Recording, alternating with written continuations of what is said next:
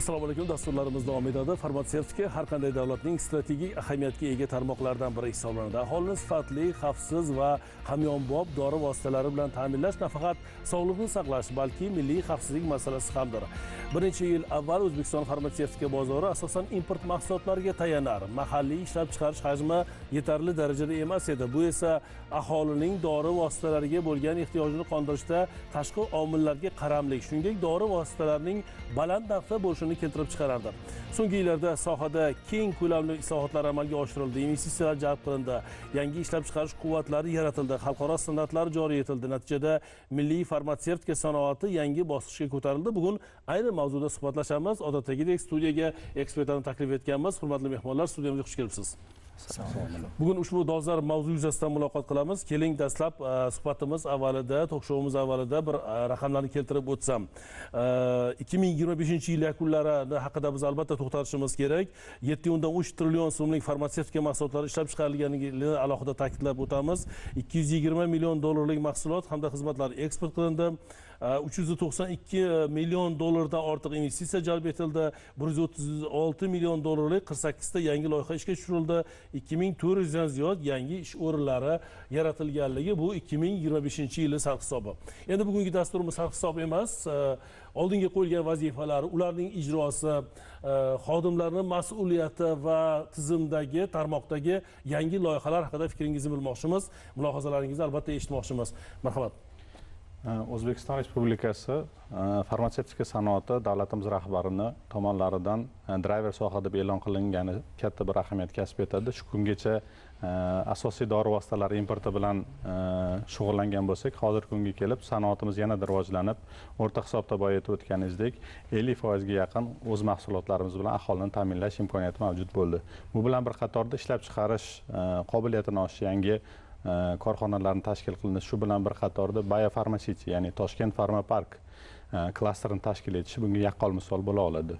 Bu bilan bir qatorda ishlab chiqarish bilan birga ilm-fan, aholini yangi kadrlar bilan, ya'ni ilmiy tadqiqot instituti, ya'ni Milliy biofarmatsevtika institutini tashkil qilinishi, u bilan bir qatorda farmatsevtika texnik universitetini, ya'ni Angliya va Janubiy Koreyaning yangi dasturlarni ta'limini beradigan institut universiteti tashkil qilinishi bu sohaning yanada rivojlanishiga katta bir qadam qo'yilganiga yaqqol misol bo'la oladi. Demak, bu sohaga albatta malakali, ilmli kadrlarga ehtiyoj katta, zamonaviy texnologiyalarga ehtiyoj katta va tizim bosqichma-bosqich demak rivojlanib borayotganligini mana bu keltirilgan raqamlardan ham keltirib o'tishim mumkin. Mana 6 oylik yakunlar ham chiqib qoldi. Buni natijalari ham albatta o'sha tizimda bir doimiy ish olib borilayotganligini, yangi loyihalarga qo'l urilayotganligini, xalqaro hamkorlik mustahkamlanib borilayotganligi, raqamlashtirish jarayonlariga keng o'rin berilayotganligi demak yaqqol ko'rinib turibdi. Yana bir raqamlarni keltirib o'taman. Joriy yilda 1 milliard dollar investitsiya jalb qilish ko'zda tutilyapti. 2030-yilga qadar ichki bozorda mahalliy dori vositalari ulushini 70% ga yetkazish, kelgusi 5 yilda eksport hajmini 1 milliard dollarga olib chiqish ham qat'iy vazifalarimizdan, maqsadlarimizdan qilib belgilangan. Bu raqamlarga, bu natijalarga biz qanday erishamiz? Uning asosi nimalardan iborat? Marhamat. Demak, mahalliy ishlab chiqarilgan mahsulotlarning ulushini 70% ga yetkazish 2030-yilga qadar belgilab berilgan ustuvor vazifalardan biri hisoblanadi. Sohaga 1 milliard dollarga yaqin investitsiya qilish rejalashtirilgan bo'lib, hozirgi kunda Biofarmacity klasterida umumiy qiymati 1 milliard dollarga yaqin investitsiya kiritilgan bo'lib, u yerda 32 ta loyiha hozirgi kunda ish boshlagan, amalga oshirilib kelinmoqda. Ushbu yangi ishga tushadigan zavodlarning hisobiga mahalliy ishlab chiqariladigan dori vositalarining sonini va bozordagi ulushini oshirish rejalashtirilgan.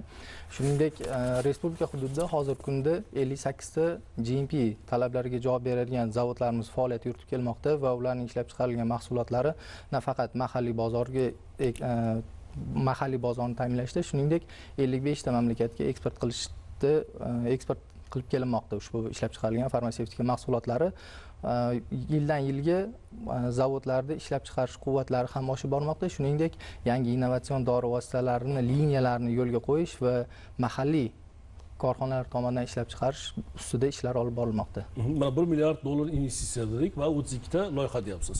O'sha loyihalarni bir ayrimlarimizga sanab bersangiz va qaysi hududlarda barpo etilyapti? Masalan, korxonalar tashkil etilayotgan bo'lsa.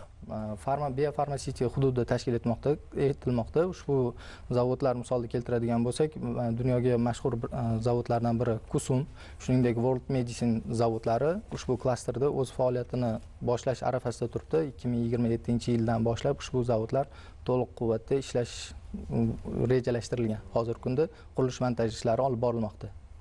Rahmat. Marat, siz bevosita tibbiyot va farmatsevtika tarmog'ini rivojlantirish agentligi fan, ta'lim va innovatsiyalar bo'lim boshlig'isiz. Fan, ta'lim, innovatsiyalar o'zingizning yo'nalishingiz, o'zingiz sohangiz bo'yicha qanday bir ilg'or tajribalar bor?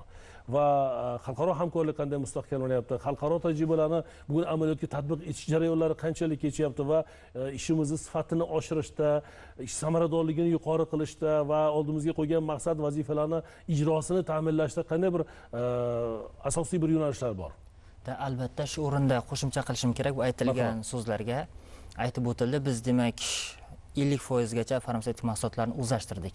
Lekin bizni asosiy maqsadimiz bu farmatsevtika mahsulotlarini o'zlashtirish emas, balki o'zimizda o'sha original mahsulotlarni yaratish. Mana shu maqsadda demak biofarmatsevtik klaster tashkil qilingan. Bu klaster kompleks o'ziga xos klaster hisoblanadi va bunda aytib o'tilgandek ilmiy tadqiqot instituti mavjud, universitet xalqaro ta'lim beradigan. Undan keyin klinik tadqiqot markazi Vivari, ya'ni hayvonlarda tadqiqot olib borish uchun. Bundan tashqari klinik tadqiqot markazi, ya'ni dori vositalarini, innovatsion dori vositalarini insonlarda demak sinab ko'radigan markazlar mavjud. Bu bilasizmi, shu o'rinda klasterimizda farmatsevtik mahsulotlar xavfsizligi markazi joylashgan, bu regulyator organ. Masalan, chetdagi top klasterlarni ko'radigan bo'lsak, bu klasterlar asosan universitetlar, institutlar yoki ishlab chiqarish korxonalarining jamlanmasi. Lekin bizning klasterimiz o'ziga xosligi bu regulyator organni ham qamrab olib, farmatsevtika zanjirini to'liq o'z ichida mujassamlashtirganligi hisoblanadi va ushbu klaster to'liq ishga tushganda, demak, ilmiy tadqiqot institutida yangi dorilar kashf qilish bo'yicha ishlar olib boriladi. Bundan tashqari ushbu dorilarning validatsiyasi klinik tadqiqot markazida boradi. Hayvonlarda testlar qilib boriladi. Xavfsizligi, samaradorligi o'lchanadi. Undan keyin klinik tadqiqot markazidan xavfsizlik, samaradorligi o'lchangandan keyin ushbu mahsulotlar demak ishlab chiqarish zonasiga beriladi. Shunda biz o'zimizni farmatsevtika sohasidagi bir brendimizni yarata oladigan darajada bo'lamiz. Va xalqaro hamkorlikka to'xtaldingiz. Xalqaro hamkorlik bo'yicha ko'plab ishlar olib borilmoqda. Masalan, bitta universitet misolida oladigan bo'lsak, farmatsevtika jarayonlarni aytib o'tdingiz. Mana milliy brendimizni yaratish, demak, jarayonlar haqida to'xtaldingiz. Qanday bir loyihalar bor? Yirik loyihalarning bir ikkitasini bizga sanab bera olasizmi? Albatta, qanday ishlar olib borilyapti? Demak, qarang, yirik loyihalar kelishdan oldin birinchi universitet faoliyatidan boshlaydigan bo'lsam, universitetimiz bu Angliya, Sunderland, Demonford universitetlari bilan hamkorlikda ochilgan universitet hisoblanadi. Ya'ni o'sha universitetlarning dasturlari joriy etilgan. Va 2026-2027 o'quv yilidan boshlab Koreyaning Yonsei universitetining dasturi demak yo'lga qo'yildi. Bu universitet Koreyada birinchi o'rinda turadigan top universitet hisoblanadi. Va shu bilan instituti. Yo'q, universitet. Shu bilan birga biz Germaniyaning München texnik universiteti bilan hamkorlikka erishdik va 2027-28 o'quv yilidan boshlab bioinformatika va biotibbiyot injeneriyasi yo'nalishlarini biz demak dasturini o'zimizda farmatsevtika texnik universitetida joriy qilamiz. Nega bu yo'nalishlarni tanladik? Chunki biz hozir bilamiz, hamma sun'iy intellektga qarab intilyapti. Har bir sohada sun'iy intellektning o'rni bor. Va mana shu sohada biz innovatsiyalarga, ya'ni aytaylik sun'iy intellekt qo'llanishiga kelishimiz uchun, o'sha bosqichga yetishimiz uchun bizga xalqaro darajadagi malakali kadrlar kerak bo'ladi. Aynan shu bioinformatika yo'nalishida. Mana shu sababdan biz aynan mana shu universitetimizda bioinformatika yo'nalishini demak joriy qilmoqdamiz. Bundan tashqari loyihalarga keladigan bo'lsak, o'sha Milliy biofarmatsevtika tadqiqot institutining tashkil qilinishi va bu institut tomonidan ko'plab ilmiy loyihalar, masalan aytaylik, mRNA vaksinalar ishlab chiqarish bo'yicha ishlarning olib borilishi, tuberkulozga qarshi mahalliy tuberkulin mahsulotlarini ishlab chiqarilishi, bundan tashqari maqsadli yetkazib beruvchi small interfering RNA deyiladi ingliz tilida, kichik genga asoslangan demak maqsadli yetkazib beruvchi tizimlar bilan yangi dori vositalarini kashf qilish bo'yicha ishlarning olib borilishi, bu albatta farmatsevtika sohamiz ilg'or demak nima deydi, ildam qadamlarni qo'yayotganligini ma'lum bir belgisi hisoblanadi. Va shu o'rinda yana bir narsani ta'kidlamoqchiman. Singapurning A-Star degan agentligi bor. Bu agentlik innovatsiya bo'yicha dunyoda birinchi o'rinda turadigan agentlik hisoblanadi. Va mana shu agentlik bilan biz agentligimiz hamkorlikka erishgan va mana shu yildan boshlab Milliy biofarmatsevtika ilmiy tadqiqot institutimizning doktorantlari 1 yil, 2 yil amaliyotni aynan mana shu agentlikning ilmiy tadqiqot institutlarida olib borishadi. Bu bizga nima beradi? aytaylik bitta dori vositasini kashf qilish uchun 10 yil 15 yil ketadi normada. Lekin ularda ishlanmalar bor. Masalan 7 yil 8 yil tadqiqot qilgan. Biz o'sha 7 yil 8 yil sakrashimizga yordam beradi bu. Ya'ni qo'shma tadqiqotlarni jarayonni tezlashtiradi. Oshirishimiz albatta, vaqt nuqtai nazaridan biz yutamiz. Albatta vaqt nuqtai nazaridan yutamiz va biz o'shanga qo'shilib birgalikda tadqiqot olib boramiz. Bu albatta bizni O'zbekistonning farmatsevtika sohasidagi qay darajada xalqaro darajada ilg'orligini ko'rsatib beradi. Rahmat Shavkatjon, biz yuqorida ham to'xtalib o'tdik, ilgari importga qaramlik yuqori demak darajada edi deyishimiz mumkin. Demak, yuqori qaramlik ham mavjud edi. Bugun mahalliy ishlab chiqarish bu qaramlikni qay darajada yengayapti? Mahalliy ishlab chiqaruvchilar ichida nafaqatgina oddiy tabletka yoki kapsula holatida dori shakllari, undan tashqari inyektsion, infuzon dori shakllari, yumshoq dori shakllari va boshqa yangi texnologik dori vositalarini kirib kelishi ham bir asosiy yaqqol misol bo'la oladi.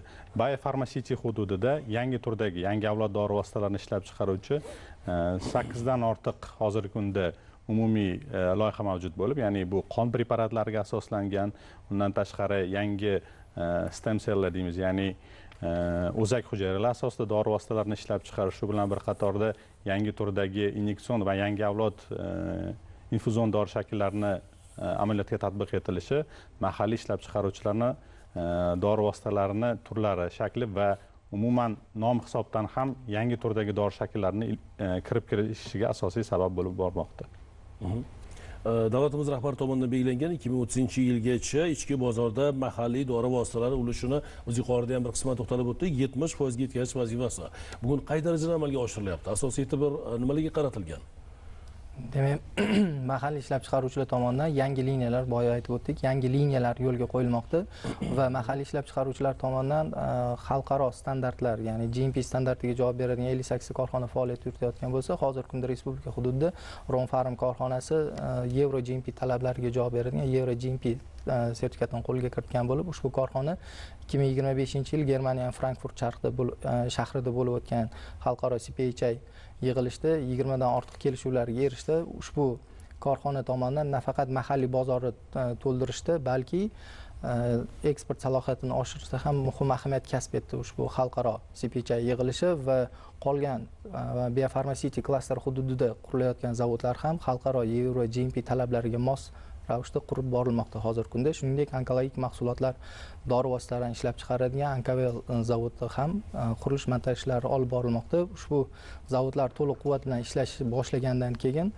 2030-yilga kelib barcha mahalliy dori vositalarini ulushini 70% yetkazishda muhim ahamiyat kasb etadi ushbu zavodlarning ishga tushishi.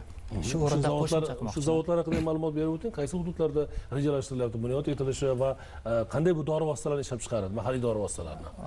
Ularning ishlab chiqargan barcha turdagi mahsulotlari mahalliy hisoblanadi, chunki ularning zavodlari respublika hududida joylashgan bo'lganligi uchun ular mahalliy ishlab chiqaruvchi korxona sifatida e'tirof etiladi va ular nafaqat onkologik dori vositalari, shuningdek qon o'rnini bosuvchi preparatlar va innovatsion dori vositalar, qon suyultiruvchi vositalar va boshqa preparatlar ishlab chiqarish. Bu yerda liniyalar ko'p bo'lganligi, ehtiyoj bo'lgan dori vositalari, ehtiyoj qancha talab yuqori bo'lgan dori vositalarini, demak, ishlab chiqarish imkoniyatlari yaratiladi. O'zimizda tayyorlanadi. Xuddi shunaqa va mavjud 58 ta korxonada hali ishlab chiqarish yo'lga qo'yilmagan liniyalar ham yo'lga qo'yiladi. Bu oldin ishlab chiqarilmagan. Oldinga qo'yilgan vazifani, demak, maqsadimizga erishishimiz uchun biz demak asos bor. Zamonaviy texnologiyalar, xalqaro hamkorlik, mana investitsiyalar jalb qilinyapti deyapmiz, moddiy texnika bazasi mustahkamlanyapti. Demak, xodimlar bilim va ko'nikmasi oshirilyapti, salohiyat demak shunga yetarli. Rahmat javoblaringiz uchun. Sizda qo'shimchalar bormi? Qo'shimchalar bor edi. Ayniqsa, bilasizmi, davlatimiz rahbari tomonidan ko'plab imtiyozlar ham joriy etildi. Masalan, 31-son farmonga qaraydigan bo'lsak, ushbu farmonda patent muddati tugaydigan dori vositalarini o'zlashtirish bo'yicha, masalan, aytaylik, korxonaning o'zi ushbu mahsulotni o'zlashtiradigan bo'lsa, bunga $50,000 reimbursatsiya qilib berilishi. Agarda ilmiy tadqiqot bilan birgalikda ushbu mahsulotni o'zlashtiradigan bo'lsa, bunda $100,000 qismi davlat tomonidan qoplab berilishi ham yangi mahsulotlarni o'zlashtirishga va O'zbekiston o'zimizda o'sha ishlab chiqarishni joriy qilishga qo'yilgan, demak, qadamlardan biri va turtki bo'ladi deb o'ylaymiz. Rahmat. Davlatimiz rahbarining farmatsevtika tarmog'ida ishlab chiqarishni rag'batlantirish va ilmiy tadqiqot jarayonlarini takomillashtirish bo'yicha qo'shimcha chora-tadbirlar farmonida qanday bir vazifalar belgilangan, qanday bir yangiliklar bor, uning ijrosida qo'yilgan vazifalarning ijrosi bugun qanday davom etyapti? Marhamat. Asosiy ilmiy yangilik sifatida aytadigan bo'lsak, ya'ni O'zbekiston kimyo farmatsevtika ilmiy tadqiqot instituti, Toshkent vaksina zardoblar ilmiy tadqiqot instituti va Sharq tabobati ilmiy tadqiqot instituti negizida Milliy biofarmatsevtika ilmiy tadqiqot instituti tashkil etilishi bu asosiy belgilangan vazifadan biri hisoblanadi. Bu institut vazifalari qilib yangi turdagi biofarmatsevtik preparatlar, ularni shakllari, shu bilan bir qatorda yangi avlod kadrlarni tayyorlash, shu bilan birgalikda yangi turdagi dori shakllari va dori formalari bilan bir qatorda shu turdagi sohaga oid bo'lgan barcha ilmiy yangiliklarni olib kelish va ularni amaliyotga tatbiq etish bo'yicha jarayonlar belgilab qo'yilgan. Shu bilan bir qatorda hozirda Milliy biofarmatsevtika ilmiy tadqiqot institutida 18 ta yangi laboratoriya tashkil etildi. Bu laboratoriya biofarmatsevtika hududida joylashishi kelasi yildan boshlab 26 million dollarlik yangi asbob-uskunalar bilan ta'minlanadi va bu esa barcha sohaga oid ilmiy tadqiqot markazlari yoki oliy ta'lim muassasalari xodimlari yoki ilmiy xodimlari kelib shu yerda o'z ilmiy ishlarni amalga oshirish imkoniyatini beradi. Shu bilan bir qatorda bu ilmiy markazimda unikal, ya'ni texnologiya transferi muammo bo'lardi. Ya'ni kichik ilmiy ishlab chiqarish majmuasi tashkil etiladi. Ya'ni jahon talabiga mos ravishda kichik miqdordagi namunani ishlab chiqarib, uni amaliyotga tatbiq etish imkoniyatini beradi. Shu bilan boya aytib o'tilganidek zanjir, ya'ni bizda tashkil etilgan molekula holatda kelgan yangi mahsulot holatigacha keltirish imkoniyatini beradi bu ilmiy markazimiz. Shu bilan bir qatorda ishlab chiqarish bo'yicha ham bir necha vazifalar belgilangan va bu vazifalar bosqichma-bosqich boya aytib o'tganimizdek amalga oshirib kelinmoqda. Yana qo'shimcha qilmoqchi edim. Shu o'rinda demak Abu Ali ibn Sino ixtisoslashtirilgan maktablari hamda farmatsevtika texnik universitetini ham integratsiyasini ta'minlash bu alohida nima deydi, farmatsevtika sohasida kadrlar tayyorlashga bo'lgan e'tiborni bildiradi. Chunki farmatsevtika sohasidagi kadrlar aytaylik faqat universitet darajasida emas, maktab darajasidan boshlab o'zini yo'nalishini bilishligi va maktabdan aynan mana shu yo'nalishda qiziqish bilan tadqiqotlar olib borishi, yangiliklarni o'qib borishi va sohaga kirib kelishi, bu o'ylaymizki sohani malakali kadrlar bilan tayyorlashga qo'yilgan asosiy turtkilardan biri hisoblanadi. Aytaylik institutga kirgandan keyin endi farmatsevt bo'lar ekanman-da degan narsa emas, balki maktabda turib o'zini yo'nalishini bilishligi va mana shu yo'nalishda ichida yashashligiga zamin yaratadi ushbu integratsiya. O'quvchilarimiz to'g'ri tanlov qilish kerak va unga albatta ota-ona ko'magi, ularning qiziqishini hisobga olganda ustozlarning demak ko'magi juda zarur bo'ladi. Chunki buni maktabdanoq tayyorlash boshlanyapti deyapsiz. Bu tizim, mana siz aytdingiz, zanjir yaratildi. Har bir sohada ham malakali mutaxassislarga ehtiyoj katta ekanligini keyingi yillarda ko'ryapmiz. Va tizim yaratilyapti. Maktabdanoq, o'sha oliy o'quv yurtidanoq, masalan, oliy o'quv yurtlari va korxonalar o'rtasida masalan hamkorlik rivojlantirilyapti. Jumladan farmatsevtika sohasi uchun ham malakali mutaxassislarga talab yuqori ekanligini bugun ko'ryapmiz va mana shu jarayonlar hammasi mana shu maqsadni amalga oshirishga qaratilgan. Marhamat. Hozirgi kunda malakali kadrlar tayyorlash dasturi ancha takomillashtirib borilmoqda, jarayonli jadal olib borilmoqda. Shuningdek, tibbiyot va farmatsevtika tarmog'ini rivojlantirish agentligi tomonidan aholiga sifatli va arzon hamyonbop dori vositalarini yetkazish, ularni xarid qobiliyatini yana ham mustahkamlash maqsadida umumiy qiymati 2026-yil 1-iyul sanasida umumiy sonda 4500 ga yaqin savdo nomidagi dori vositalarining referent narxlari arzonlashtirildi. Ushbu dori vositalarining umumiy qiymati 40% dan 60% gacha arzonlashtirilgan bo'lib, bu dori vositalari aholi tomonidan keng qabul qilinadigan antibiotiklar, yurak qon tomir tizimida qo'llaniladigan dori vositalari, qon suyultiruvchi dori vositalari, shuningdek qandli diabetda qo'llaniladigan va juda ko'plab kasalliklarda qo'llaniladigan umumiy 4500 ga yaqin savdo nomidagi dori vositalarining narxlari arzonlashtirilgan bo'lib, hozirgi kunda aholi ushbu dori vositalarini arzonlashtirilgan narxlarda xarid qilib kelishmoqda.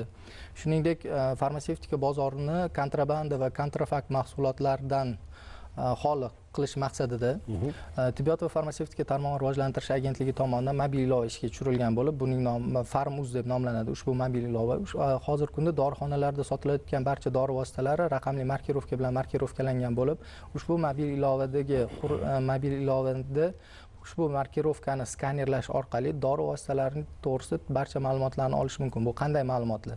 Dori vositasini ishlab chiqarilgan mamlakat ishlab chiqaruvchi korxonaning nomi, davlat ro'yxatidan o'tkazilgan guvohnomaning raqami, u dori vositasi retsept asosida beriladigan dori vositasimi, retseptsiz beriladigan dori vositasimi yoki mahalliy ishlab chiqaruvchi tomonidan ishlab chiqarilganmi, shuningdek ushbu dori vositalarining analoglarini va ushbu dori vositasining referent narxlari, ya'ni dorixonalarda sotilishga ruxsat etilgan eng yuqori belgilangan narxlari to'g'risida ma'lumotlarni olishligi mumkin.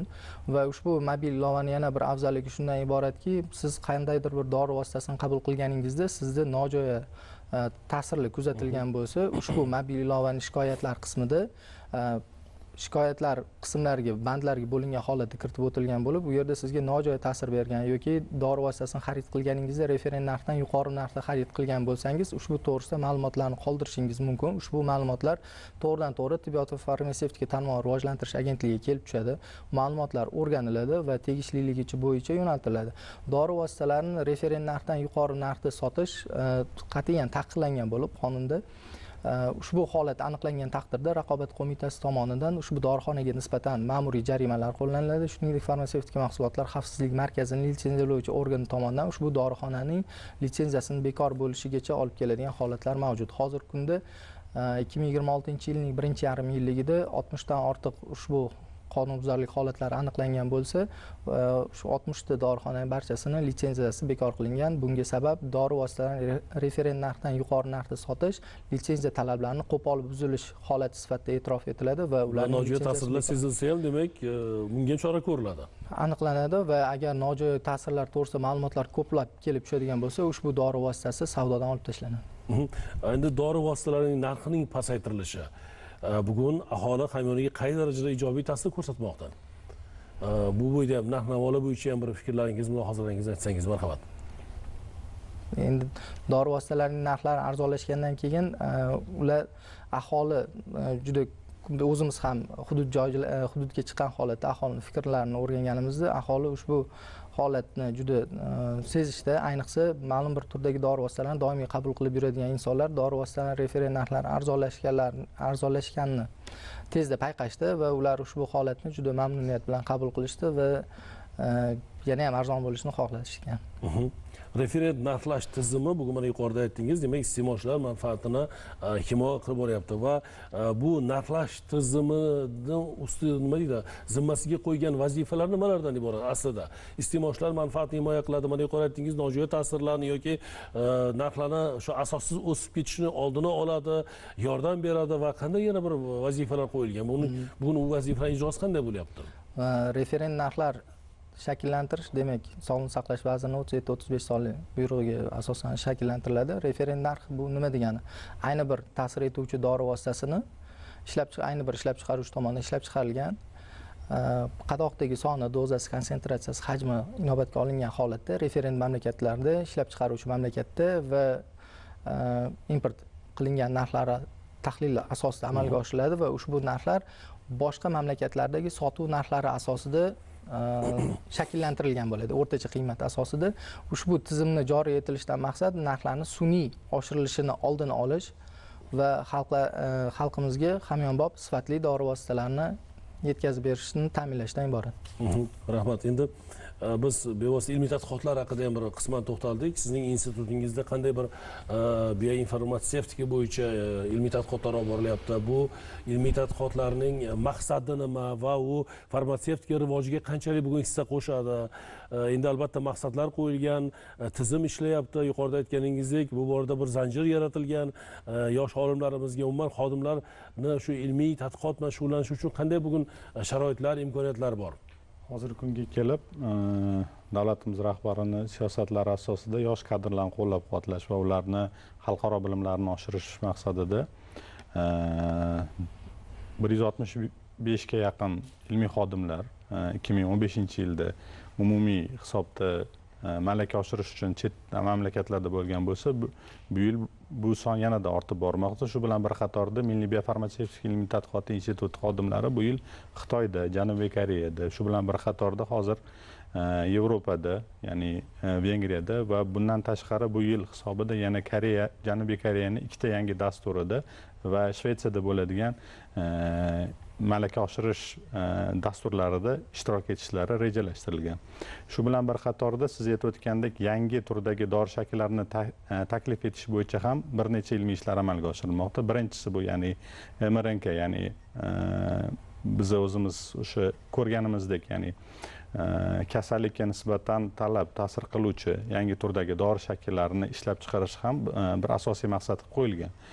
Bulardan biri sifatida aytishimiz mumkin bo'ladiki, ya'ni gepatitsionar karsinoma, ya'ni jigar saratonini erta aniqlash va uni davolashga, ya'ni tanlab ta'sir qilishga mo'ljallangan bir ilmiy loyihamiz mavjud. Bu ilmiy loyihamiz deyarli hozirda klinik old sinovlarni amalga oshirmoqdamiz. Shu bilan bir qatorda yangi turdagi ya'ni mikroignalar yordamida dori vositasini yetkazish va diagnostika vositasini yaratish, ya'ni kichkina mikroigna yordamida siz kun davomida hech qanday muammolarsiz patch holatida bo'ladi, yopishtirib qo'yib, kun davomida dorini iste'mol qilmasangiz ham sizni organizm reaksiyasiga qarab turib kun davomida dori vositasini ma'lum bir miqdorda teri orqali qonga yetkazib berish vazifasini bajaradigan loyihamiz va bular bir qatorda nima iste'mol qilinmaydi dori vositalari? Yo, iste'mol qilinadi, lekin siz o'zingiz sezmaysiz. Ko'pchilik ichilmaydi, mikroigna yordamida yuborish mumkin bo'ladi. Bu bilan bir qatorda DNK asosida, ya'ni aptamer bilan saraton kasalligini bu kichkinagina molekula yordamida, ya'ni boya aytib o'tgan yana bir yangi tanlab ta'sir etuvchi saraton kasalligini davolovchi ilmiy loyihamiz davom etmoqda.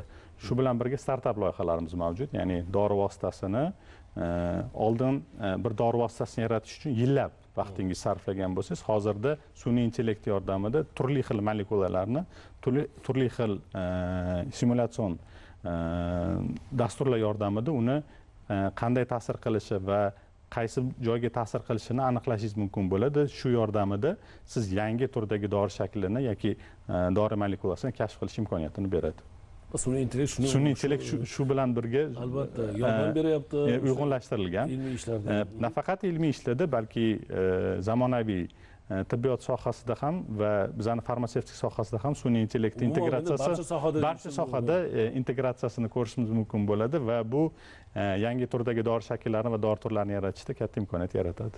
Bevosita mana shu institutning tashkil etilishi ilm fan va ishlab chiqarish integratsiyasiga qanday ta'sir qilyapti? Mana ilmiy ishlarni nima qildingiz va albatta ilm fan va ishlab chiqarish integratsiyasi ham muhim bir zanjir, muhim bir tizim deyishimiz mumkin. Texnologiya transferi degan maxsus bir jumla mavjud. Ya'ni siz ma'lum bir loyihangiz mavjud, jahon miqyosida tan olingan, lekin uni amaliyotga tatbiq etishga ma'lum bir qismlarida sizda muammolar kelishi mumkin. Bizda tashkil etilgan, ya'ni texnologiya transfer laboratoriyasi jahon miqyosida tan olingan yangi turdagi texnologiyalarni mamlakatimizga olib kirish va buni ishlab chiqarish amaliyotiga tatbiq etishda katta bir zanjir sifatida xizmat qiladi. Boya aytib o'tganimdek, ilmiy ishlab chiqarish laboratoriyamiz ham buni bir zanjiri hisobida, ya'ni siz ma'lum bir dori vositasini ishlab chiqish uchun amaliyotga tatbiq etmoqchisiz, lekin u juda kam miqdorda. Asosan bunaqa holatlarda katta liniyaga ega bo'lgan dori ishlab chiqarish korxonalarida buni imkoniyati mavjud emas. Bizda mavjud bu imkoniyatlar bilan amaliyotga tatbiq etish jarayoni ancha tezlashadi. Oldin ko'pgina muammolarni yuzaga keltirgan. Shu sababli ham bu transfer texnologiya katta ahamiyat kasb etadi. Endi biz mavzuyimiz bugun farmatsevtika tarmog'i bo'lgani uchun mana ishlab chiqarish, loyihalar, hamkorlik, ilm fan va integratsiya jarayonlari haqida, sun'iy intellektning imkoniyatlari haqida bugun gapiryapmiz. Keling endi kontrafakt va sifatsiz dori vositalariga qarshi kurash bo'yicha olib borilayotgan ishlarga ham to'xtalsak. Bu kurash qanchalik samara beryapti? Biz ko'p kuzatib boramiz. Albatta biz reportajlar ham uzatamiz. Kontrafakt dorilar, sifatsiz dorilar savdosi bilan shug'ullanishga intilishlar ham ayrim yurtdoshlarimiz demak orasida uchrab turibdi va ularga qarshi kurash olib borilyapti va huquqni muhofaza qiluvchi idoralar tomonidan tegishli choralar ko'rilayotganligiga guvoh bo'lyapmiz. Chunki bu sifatsiz dori bozorimizga kirdimi, demak bu insonni hayotiga xavf tug'diradi degani. Bu arzon bo'lishi mumkin, jimjimador bo'lishi mumkin va aholi bilmay olib qo'yishi mumkin u dorilarni. Mana shunga qarshi kurash bo'yicha qanday ishlar olib borilyapti? Demak, hozirgi kunda huquqni muhofaza qiluvchi organlar, shuningdek bojxona qo'mitasi bilan hamkorlikda ishlar olib borilmoqda. Ya'ni ular chetdan noqonuniy yo'llar bilan, aylanma yo'llar bilan kirib kelayotgan dori vositalarini juda ko'p qismini ushlab qolishgan. bojxona qo'mitasida bo'lib o'tgan uchrashuvda ham ushbu masalada ularning to'g'ri yo'li yo'q, to'g'ri kirib kela olmaydi, hech qanday ularga demak imkoniyat, sharoit yo'q. Albatta aylanma yo'llar orqali kiradi, bozorga kirishga harakat qiladi. Dori vositalarining demak aylanma yo'llar bilan kirib kelishiga sabablardan biri sifatida demak aytishimiz mumkin, ma'lum bir holatda dori vositasini tanqisligi yuzaga kelgan holatda ushbu holat kuzatilishi mumkin. Shuningdek, bizda referendlar shakllantirish tizimida dori vositalarining o'rtacha qiymati olinadi. Referent mamlakatlarda sotilayotgan, ularda ham bu narxlar eng yuqori narxlar bo'lib, o'rtacha qiymat asosida referentlar shakllantiriladi. Bu chetdan olib kirilayotgan o'sha kontrabanda mahsulotlarida dori vositasining narxi arzonligi bo'lganligi sifati kafolatlanmagan, arzon bu qanday sharoitda ishlab chiqarilgan noma'lum bo'lgan dori vositalarini arzonga olib kirishadi. Lekin ushbu mahsulotlardan foydalanish aholining sog'ligiga foydadan ko'ra ko'proq zararga ishlaydi, chunki ular saqlash sharoitlariga rioya etilmagan, saqlash sharoiti buzilgan dori vositasining sifati kafolatlanmagan bo'lganligi uchun ulardan foydalanish tavsiya etilmaydi. Tarkibi ham bir noaniq bo'lishi mumkin. Uni qanday tayyorlangan, qanday holatda yetkazib kelingan, qanday olib kelingan ular. Shunday holatlarni oldini olish uchun Tibbiyot va farmatsevtika tarmog'ini rivojlantirish agentligi tomonidan mobil ilova Farmuz ishga tushirilgan bo'lib, ushbu mobil ilovada dori vositasini markirovka qismini skanerlash orqali ushbu dori vositasi to'g'risida ma'lumotlar kelib chiqmaydigan bo'lsa, ushbu mahsulot kontrabanda yoki kontrafakt ekanligini osongina aniqlash mumkin. Ma'lumot kelib chiqmadimi, demak u dori vositasi aylanma yo'llar bilan noqonuniy ravishda ushbu dorixonaga kirib kelgan va bunday dori vositalarini qabul qilish maqsadga muvofiq emas, chunki sizni sog'lig'ingizga foydadan ko'ra ko'proq zarar keltiradi. Mana shunday dori vositalari qayerda o'zi sotiladi? Bozordami, qayerda, ko'chadami? Endi ular dorixonalarda sotilmaydi-ku bunday mahsulotlar. Ayrim holatlarda dorixonalarda ham mavjudligi aniqlangan raqobat qo'mitasi tomonidan o'tkazilgan reyd tadbirlarda, shuningdek post marketing tomonidan o'tkazilgan tadbirlarda va litsenziyatsiya organ tomonidan o'tkazilgan tadbirlarda shunday mahsulotlar mavjudligi aniqlangan va ushbu dorixonalarga nisbatan ma'muriy jarimalar, shuningdek jinoiy ishlar va qo'llanilgan. Shuningdek, ushbu dorixonalarning litsenziyasi bekor qilingan. Barcha aholidan so'rab qolgan bo'lardimki, Farmuz mobil ilovasidan foydalangan holatda dori vositasini sifatini kafolatlay olasiz. Ya'ni respublika hududiga chetdan import qilib kelinayotgan har qanday dori vositasi sifat muvofiqlik sertifikatini oladi. Har bir seriyasi uchun muvofiqlik sertifikati taqdim etiladi. Bu ushbu dori vositasining yaroqli ekanligidan dalolat beradi.